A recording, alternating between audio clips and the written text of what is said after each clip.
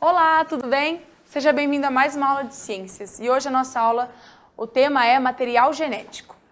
Já ouviu falar sobre material genético? Material genético também é conhecido como ácido nucleico ou DNA ou RNA. O material genético, ele nada mais é do que a base de informações de quem nós somos, né? Ele armazena todo o nosso código genético. Eu faço uma analogia, uma comparação bem legal.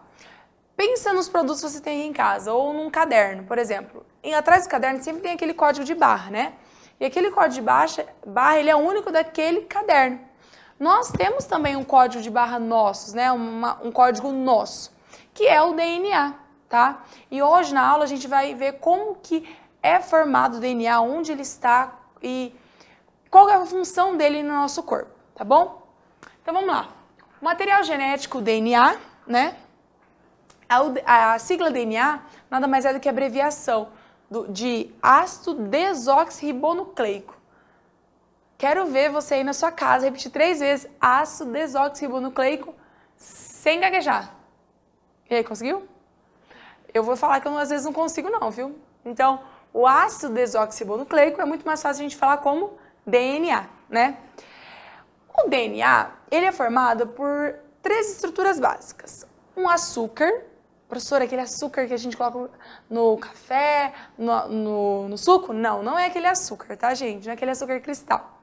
É um açúcar cujo nome é desoxirribose. É isso mesmo. O nome do açúcar já está lá em cima no nome da molécula, então já fica mais fácil de você lembrar qual que era o nome do açúcar, né? Então, DNA vem de desoxirribose, que é o nome do açúcar que é formado do DNA. Temos também o fosfato, tá? E as bases nitrogenadas. Essas bases nitrogenadas são 4 tipos de bases. A adenina, a timina, a citosina e a guanina. Nome diferente, né? Como que você vai lembrar o nome delas e a combinação delas? Porque assim, ó, existe uma combinação entre elas, que o A sempre combina com o T. O T sempre combina com A, o C sempre combina com G e o G sempre combina com C, tá? Existe sempre a combinação, e essa combinação a gente chama de pareamento, tá? Então, vou dar uma dica para vocês lembrarem. Então, ó, por exemplo, a Thaís é casca grossa. Aí eu tenho cara de ser casca grossa, gente, eu não sou brava, mas assim, só para vocês lembrarem. Finge que eu sou, tá? Só para lembrar. Então, ó, a combinação é ATCG. Então, a professora Thaís é casca grossa. Então, essa combinação sempre vai acontecer no DNA, tá bom? Aí eu fiz um desenho aqui para vocês entenderem um pouquinho melhor. O DNA, ele nada mais é do que formado por 2 hélices, tá? Então, 2 fitas. 2 fitas. Pensem que essas fitas, elas não estão grudadas, né? Elas estão separadas, mas precisa algo para unir elas. Essa união, quem faz são as bases nitrogenadas. Lembra que eu falei que existe uma combinação? Então, por exemplo, pense se eu tenho uma base nitrogenada nessa fita aqui, a base A. Aqui, nessa outra fita, eu vou ter a Thaís, isso, o T, a timina. Então, A com T é combinação. Essa combinação sempre vai acontecer. Ou se aqui tem T, aqui sempre vai ter A. Então, nessas fitas vai ocorrer esse formato tridimensional do DNA, né? Que a gente fala que é uma molécula de dupla hélice, tá? Então, ocorre esse pareamento entre as bases. Então, aqui, ó, o açúcar, o fosfato e a base nitrogenada, tá bom? A gente fala que o conjunto do fosfato, açúcar e a base nitrogenada, nós chamamos de nucleotídeo, tá? Que é a junção do fosfato, do açúcar e da base nitrogenada, beleza? Então, essa é a estrutura do DNA. E onde está meu DNA, professora? Lembra lá quando a gente viu na nossa aula de célula que o DNA, ele é um material genético e fica armazenado no núcleo, tá? Então, ele fica armazenado dentro do núcleo. O RNA também é um material genético, né? E ele vai auxiliar o DNA, tá? Mas ele tem algumas características que diferenciam ele da molécula de DNA. Então, primeira coisa, o açúcar no meu RNA, vamos lá? O meu açúcar no meu RNA, ele não é o açúcar desoxirribose, ele é o meu açúcar ribose, tá? Então, é a primeira diferença aí entre o DNA e o RNA. O fosfato continua o mesmo, a base nitrogenada continua a maioria dela, mas acontece o seguinte, lembra que eu falei que a TCG, a Thaís é casca grossa?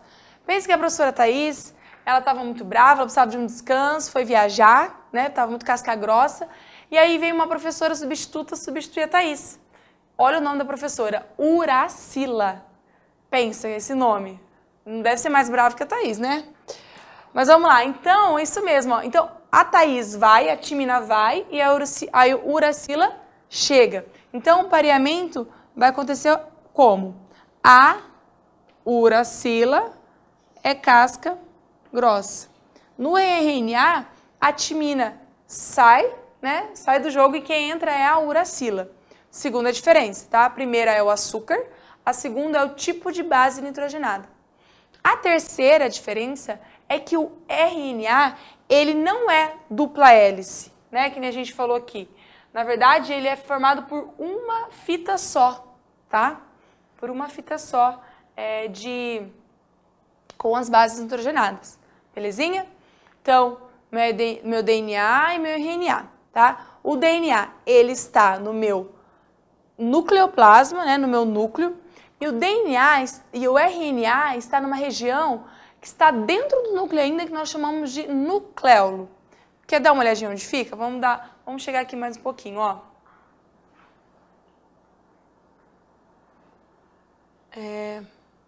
Aqui está a imagem do meu núcleo, tá? Vamos lembrar a estrutura básica da célula. Tenho a membrana plasmática, o meu citoplasma, onde ficam as minhas organelas, e o meu núcleo. O nosso material genético, o DNA e o RNA que a gente acabou de ver aí, a estrutura, fica dentro do meu núcleo, tá? O núcleo tem essa estrutura aqui, né? Ele é formado por... ele é formado por esse envelope nuclear, tá? Ó, que a gente pode chamar de envelope nuclear ou carioteca. E dentro desse envelope nuclear carioteca existe uma estrutura chamada poros. Por quê? Não é uma estrutura maciça o núcleo, ele tem comunicação ali com o meu citoplasma. Então ele precisa dessa estrutura aí para ocorrer a passagem de entrada e saída de substâncias. Dentro do meu núcleo, eu tenho também aí o meu nucleolo, tá? Que é nessa região que fica o meu RNA. Nessa região aqui, entre o meu poro, né, entre a minha carioteca e meu nucleolo, existe o nucleoplasma que a gente fala. E é no nucleoplasma que eu tenho o meu DNA, tá? Então, essa é a estrutura aqui do núcleo. Vamos lá, vamos prosseguir aqui. Aqui eu tenho um esquema para a gente entender melhor um pouquinho a estrutura do DNA e como ele é formado. Então, aqui eu tenho uma célula, procarionte ou eucarionte? Ih, professor, esqueci o que é. Ó, célula eucarionte é uma célula que possui carioteca, ou seja, possui núcleo. Uma célula procarionte não possui o núcleo, tá? E o que a gente está vendo aqui é uma célula eucarionte. É uma célula formada pelos animais, pelos seres humanos, tá? Lembra que a célula procarionte é exclusivo das bactérias, tá? Não tem um núcleo organizado. Aliás, não tem núcleo, né? O DNA ali é disperso no citoplasma. Então, aqui eu tenho uma célula eucarionte. Aqui eu tenho o zoom, né, do meu núcleo, tá? O núcleo, ele também tem uma região menor ainda, né, dentro dele, que é chamada de nucleolo. E aí, chega no item que eu quero falar com vocês. Aqui é o meu DNA, que a gente acabou de falar, ó. Dupla hélice, né, formada pelo açúcar e pelo fosfato. E aqui eu tenho as bases nitrogenadas se combinando. Dentro do meu núcleo, o meu DNA, ele vai estar aqui, né, dentro do meu núcleo, e aí ele pode também se associar o que a gente chama com as proteínas, com algumas proteínas. Essas proteínas são proteínas específicas, chamadas de histonas, tá? Então o DNA aqui, ele vai se novelar com essas proteínas e formar uma estrutura que a gente chama de cromossomo, que estava aqui nessa imagem que eu acabei de mostrar. Ó. Então, o DNA, quando ele se novela com algumas proteínas, ele forma uma estrutura que nós chamamos de cromossomos, tá? Só que o cromossomo, ele só é formado, ele só fica nessa estrutura aqui de X quando ele está em divisão celular. Quando ele não está em divisão celular, ele não fica nessa estrutura, ele fica descondensado, ele fica todo desenovelado, né? Pensa que isso aqui, ele se novela, e quando ele não está para se dividir, a célula se dividir, ele está lá espalhado no nucleoplasma, que a gente chama de descondensado. Quando ele está descondensado, quando não está na estrutura de cromossomo, nós chamamos de cromatina. Então, ó, associa aqui comigo, cromatina e cromossomo, na verdade é a mesma coisa, né? O que diferencia é a forma que ele está, que o cromossomo ele está condensado em formato de X e a cromatina está descondensada, tá? Então essa é uma grande diferença aí que precisa ficar ligado. Bom, vamos entender agora um pouquinho mais em relação ao que o DNA faz e o que o RNA faz. Antes da gente entrar nesse esquema, quero vir aqui com vocês, ó. O DNA, lembra, ele é formado por dupla hélice, né? E aqui eu tenho as minhas bases.